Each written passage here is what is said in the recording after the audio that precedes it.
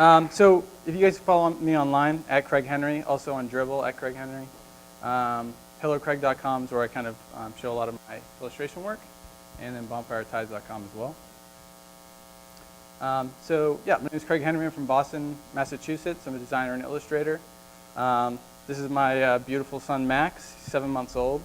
My beautiful wife, Catherine, who's sitting right over there. My two jerk dogs, Nacho and Brody. Max actually just started crawling last week, I'm pretty sure, in preparation for this conference. A little history about myself. I went to college at the Savannah College of Art and Design. I was there for about a year and a half when I got an opportunity to work for a company in Portsmouth, New Hampshire. And I worked with some really great brands like Atomic and Red Bull and a few others. From there, I went to work for a company in Newburyport, Massachusetts, where we did a lot of web, print, advertising, stuff like that. I was the creative director there for 4 years, worked with a great team.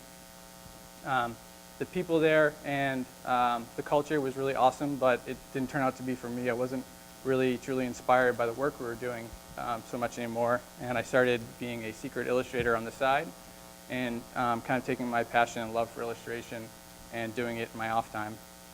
And then hence started Hello Craig and a lot of the work you guys might have seen on Dribble. So from there, I started getting some opportunities to do more work, and I started a company with a really good friend of mine called Ryan Capers, called Bonfire Tides. And this allows us to kind of focus on our strengths, web, mobile, and for myself, concept art and illustration. And we kind of work really well together to bring some, we've got some cool stuff coming out, some cool apps and stuff. So if you guys want to check us out at bonfiretides.com, and we're fairly new, so help us get some followers on Twitter. That would be awesome.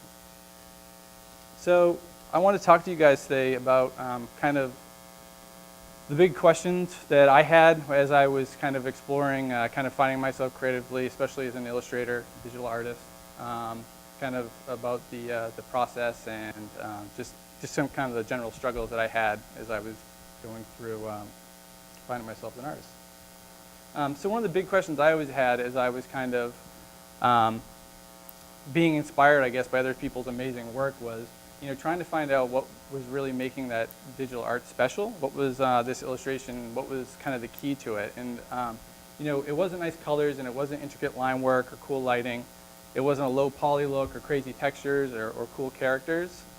It actually turned out to be, for me, none of these things, even though they are kind of a major component of the work I do, they ended up not being really the special sauce. And this is similar to what Dean, I think, was talking about earlier, is that it comes down to the concept and having a really great story behind the work that you're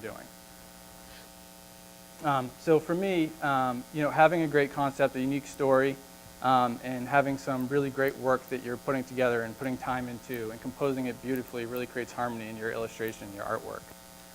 So I think, now more than ever, it's really important that we kind of focus on unique ideas and unique concepts and bring those to the world.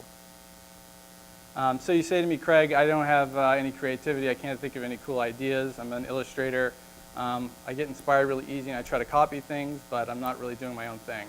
And I think that's BS. I think we all have really great ideas and concepts in our heads that just need to get put down on paper and shared with the world. And I think we should do it now. And so the big thing is, I think that outside of the work that we're doing for our clients, it's really important that we spend time or leave ourselves time to create things that we love. How do you find out what you love? I think that you'll see here in a second here. I took the opportunity to kind of put down on paper some of the things as a really great exercise for the conference that I really love and that I love to create. And what it came down to at the end of the day was all of my artwork, even though it's all digital, it all started on a piece of paper, whether it was a napkin or a notepad or whatever. And so I think we all need to put aside the screen for a little bit and kind of work that connection from the brain to the hand, to the pencil, to the paper, and start creating art there. So again, like I said, I had this cool little exercise of kind of writing down some of the things that were inspiring to me or things that you might see as a common theme in my artwork. mysterious places, adventures. I love illustrating winter scenes, cool cars, spies, samurais, obviously, robots, space, epic battles.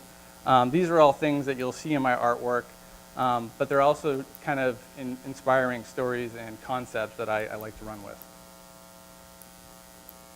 So this is a question I get all the time, is what programs do I need to learn? And no, the answer is not all of them. I think we all have programs that we have strong experience in, or we have our skill set in. And I think you can look at some people's artwork and tell that they did most of this in a 3D program, or they did most of this in Illustrator, it's vector. I myself like to kind of blend the 3 or 4 applications together, but I think as artists it's important to start somewhere, practice, create art, and share it with people, and eventually you're going to create a process that is all your own. And eventually, as you need to use these other programs, you'll start to incorporate them into your work. So most of my artwork, you'll see I use Illustrator, Photoshop, Cinema 4D. Like I said, I like to blend my artwork together. For tools, hand, pencil, scanner, phone. I'll be sitting at a restaurant drawing something out, and I'll take out my phone, scan it, take a picture, email it to myself, and get to work making it digital when I get home later. And then Wacom tablet as well. Thought I'd walk you guys through some of my work and what they were used for. So this is one of my older pieces, Battle of Meiji Temples, kind of a battle of good versus evil. This is done with hand first. Actually, just the 2 little guys there dancing together in the moon. Were done on pencil and then brought into Illustrator, cleaned up. And then all the texture and brush strokes, which were also scanned in, were used for this guy and textured through Photoshop. Here's another piece I did called Cold Chase, just purely for fun, hand Illustrator, Photoshop for the textures, and Cinema 4D for the whole lower base, the landscape there. So future you, this is actually, I do a lot of work for a company called Remotive. I don't know if you guys have heard of Romo, the smartphone robot. It was a really successful Kickstarter campaign, and he's a really cool little robot you dock your iPhone onto. And I've been doing a lot of UI work for them, as well as some artwork, and this is actually a piece I did for a presentation they were doing at TED. So this is hand, Illustrator, and Photoshop. Have any of you guys heard of Neon Mob? Anybody? So I did a set for these guys recently, and it's a really cool site. I think everyone should check it out. They have some amazing artists on there, and it's a place to collect artwork and kind of share and trade them. It's a lot of fun. So this is a piece I did. A lot of the artwork I did for this set was done the mixture of Illustrator, Photoshop, and C4D. The background there is basically everything except for that rock there they're fighting on was in Photoshop, Illustrator. We have a jumper. This is another one. This is not 3D. This is actually a picture of a rabbit I had, which I thought was really cool. I took it, scanned it in, brought it into Photoshop, and created all the 3D kind of geometry within there, just connected triangles, kind of determining where light is, and then doing all that artwork right in Photoshop afterwards. I watched Thor, and I made Odin's son. This is his inspiration. I made this, did a wallpaper of it. This is all done with hand, Illustrator, C4D for the mountain. Of course, I do tiny little details in the mountain and the light and the wisps and the textures, all in Photoshop. So here's one, the Mongolian Golden Eagle Festival. I'm doing some work right now with a company that's offering some really amazing prizes for people that use their services. One of them is going up to space with Justin Bieber.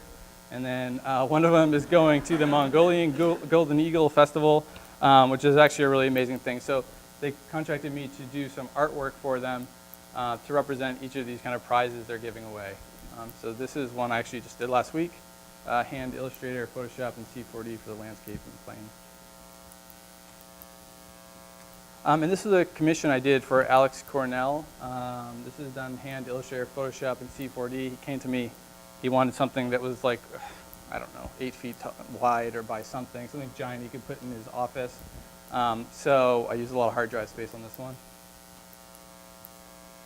And so how do I use these things? So again, for Illustrator, I like to clean up my sketches. So if it's by phone or something I've done on paper and I scanned in, I'll clean them up in here. I do a lot of my line work that you'll see in some of my work on hellocraig.com. and a lot of my textures as well. Photoshop I use for textures, some custom brushes that I've made, and use it for lighting and tiny little details. And again, Cinema 4D for the architectural landscapes and for setting up lighting initially on your scenes. So you've got a really unique style and people start contacting you. One of the hardest things I found was sometimes people will come to you because they like your look, but you can't really get enough information out of them to feel like you're making a successful piece or something that you're both kind of passionate about. So how do you extract ideas from a client? Number one, you don't shoot down an idea that a client has. It's your job, again, kind of a recurring theme here over the last few days, to collaborate with your client and to get on the same page with them. You never want to just sit there and collect information. You want to work with them. You want to kind of rip off their ideas. You want to ask questions. Don't go off-roading. If a client's going this way with an idea, don't start sending them this way. Stick with them. If you think it's crazy, wacky, or weird, try to get to that place in your head and make something successful as possible.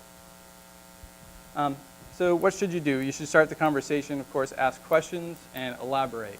I had one experience where a client asked me to make a really elaborate scene, and I did it, and it was a daytime. They came back to me, and they said I wanted this entire scene to be done at nighttime, and if anyone has an experience with that, I wanted to kill myself. So that was a recreation of an illustration. So these are tiny little details that I learned from that I think you should ask about when you're creating artwork for your clients. So hone in on those details, and if you find that this work doesn't exactly cater to your strengths, see if there's some way that you can infuse your strengths into that work. And don't tell clients that their idea blows. So how do I know if I have enough information from a client? So again, I would get asked to do artwork for a client, and then when I would come back to them to find a little bit more information, they would say, just do what you do. And that is nothing that you can run with. In fact, it's kind of insulting because you know that this client just wants you to do something that they don't care so much about what it is, they just want to look good. But what ends up happening is you have to go back and you find that they cared more than you thought, and you start doing more work over again. So this is a big stop. Go back, ask questions, elaborate, start the conversation, and create a collaborative piece together. So this next one, going back to that last piece I showed you guys with Alex Cornell, he was actually the exact opposite. He knew exactly what he wanted, and he was really awesome, and he allowed me to share this with you. And I wanted to read it to you out loud because it's very funny. He said, this is his brief. He said, it's nighttime on a snowy and coastal landscape. Maybe it's Iceland or somewhere rugged with floating ice you can see in the water. Mountains are in the far distance, stars in the skies. The main subject could be a hideout of some sort, a little hut or a very technical igloo. A little outpost that is clearly meant for the snow but has some rigged together technology. High tech but scrappy. There could be some powers or mysteries emanating from the hut, like it's transmitting secret codes or a beacon for transmissions. People could be seen coming and going from the hut, maybe in little snow vehicles. I like your silhouette figures.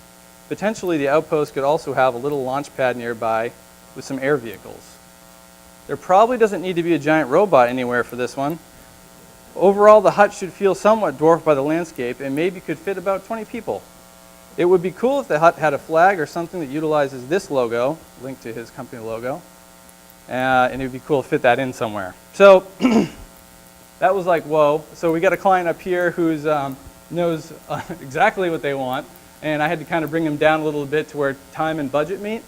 But that was a lot better and a lot more exciting. You can kind of feel the passion that, as opposed to the person who kind of just says, just create something. So feel blessed if you get someone with a vision like that.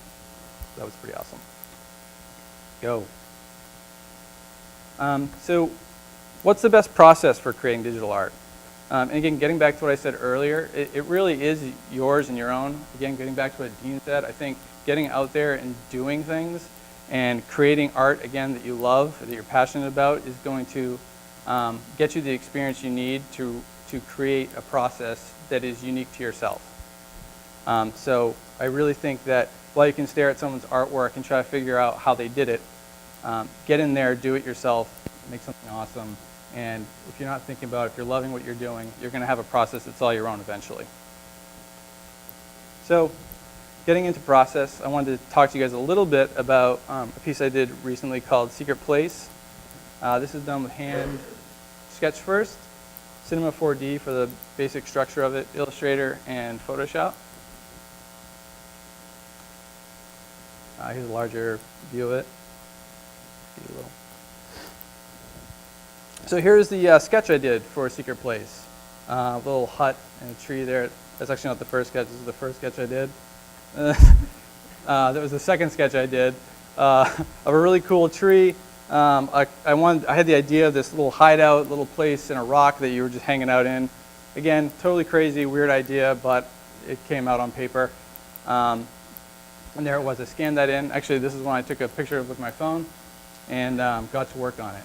And so the first place I started for me was creating a 3D rendering of this place. And it was very simple, very basic. I think I spent about an hour putting this together. 90% of that time was getting that grass done, which is a pain in the ass. Here's kind of a quick little 3D view of it. It's very basic. What you can see here is I've got the basic structure of it. The hut here off to the right doesn't have any of the elements you saw in the previous scene. There's only basic lighting set up for the tree and large gigantic stone that's kind of all resting on. So I thought now I'd take you guys over to Photoshop if I can get my computer to work here and show you how it kind of evolved from that point.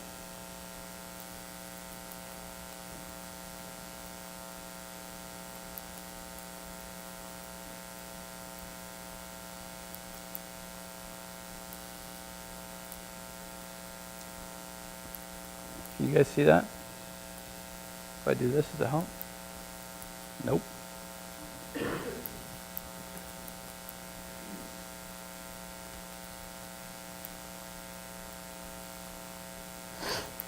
That should at least be better. My resolution's all whacked out. So this is how it started. I actually took a transparent rendering of it and brought it into Photoshop and started working a little bit on the lighting.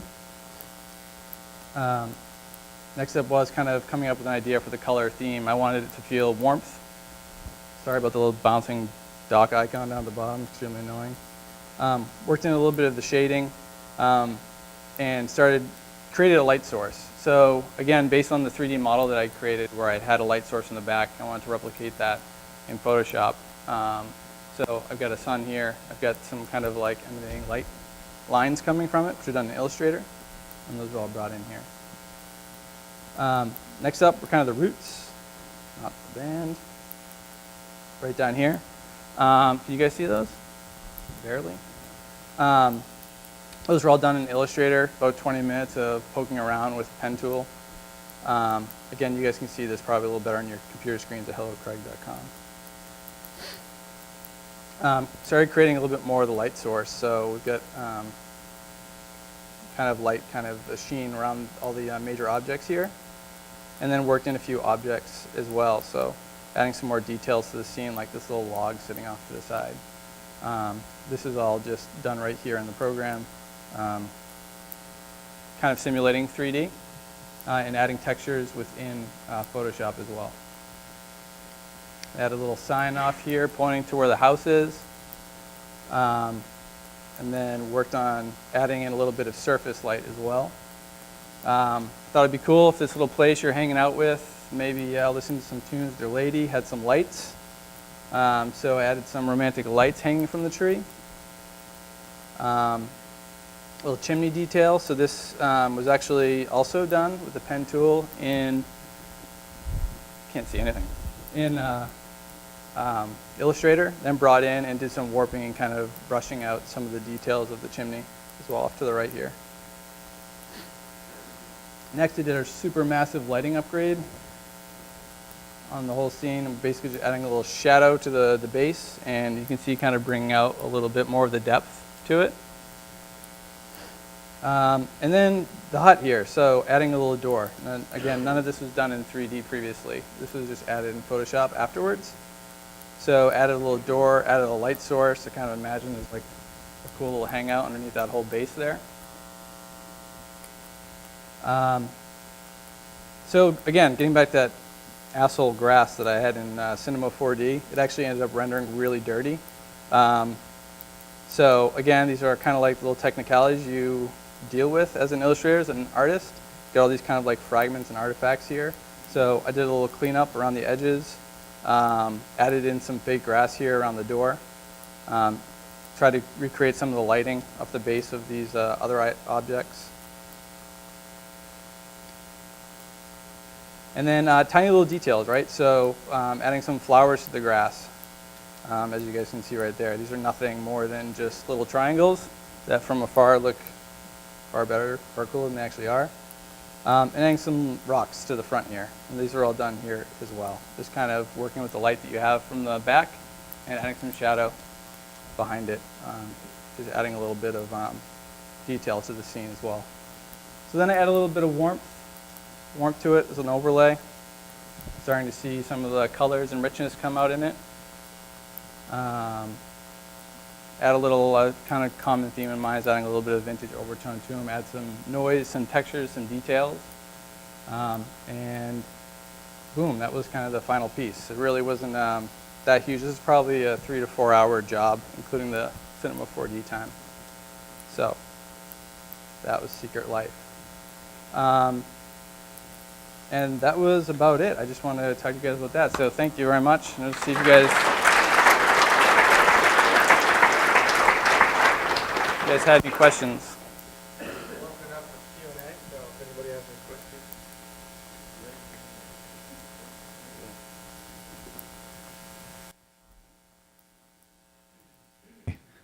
Whoop. Yep, it works. Works. Yeah, big fan, by the way. Thank you. Yeah. Could we just talk a little bit about Dribble? Maybe I've been following you on Dribble for a long time. So do you feel like, has it changed your art or your getting clients or anything like that in any way? Yeah, Dribble's been huge for me. I think, I seriously think 80% of my commission pieces come from work requests on Dribble. It's been getting flooded, especially more recently with scouts and people looking for talent. So I've been incredibly fortunate for that. That's really kind of rocketed my work, my freelance work. So Great. it's been awesome. Anybody else have a question? I have a question. I'll back away so it seems so weird.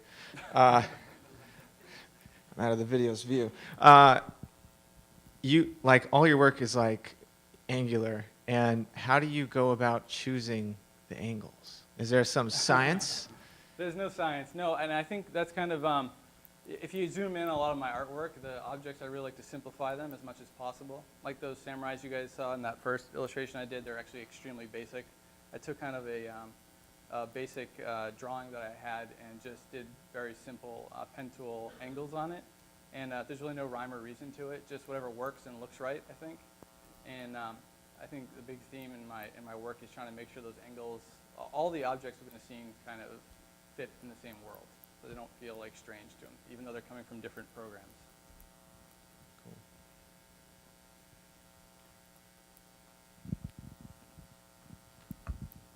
Hey, beautiful work. I'm curious, especially since you're using Cinema 4D as part of your process, have you considered or dabbled at all with doing animations or video walkthroughs of video versions of your illustrations, I guess? Yeah, I do do a little bit as well. I'm actually, see if I can show you guys really quickly.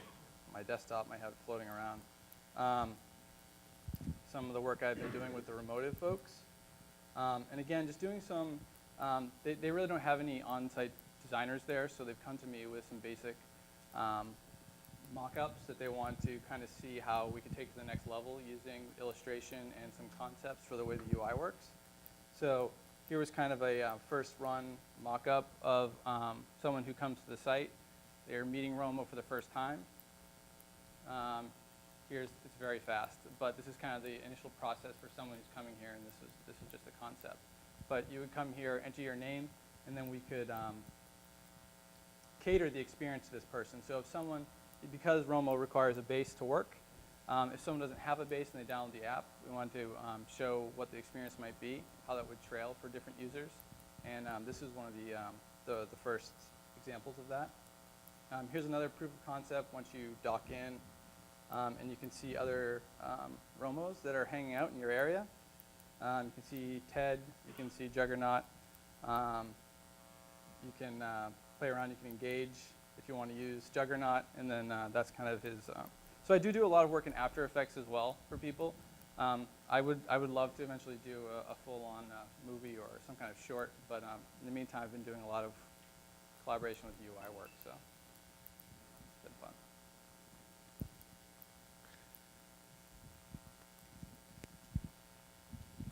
Hey, I love your style. It's awesome. I mean, you can see it in every piece. It's just breathing your work. Do you have? Can you talk a little about the inspirations that you have that help you, I guess, like hone your craft?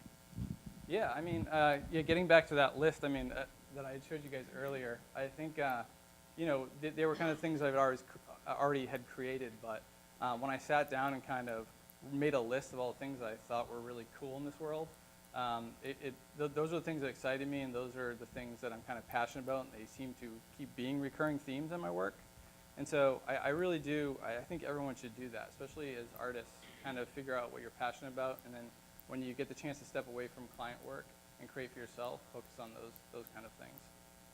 So that's really kind of been my inspiration, is just looking at the world and finding things I think are cool.